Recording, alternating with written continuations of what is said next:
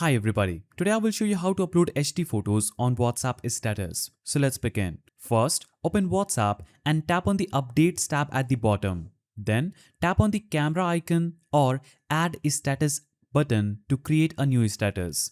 This will instantly open up your gallery. Select the photo you want to upload from your gallery. Once selected, it will load up in the preview section. Once it loads in the preview screen, look for the HD button at the top of the screen.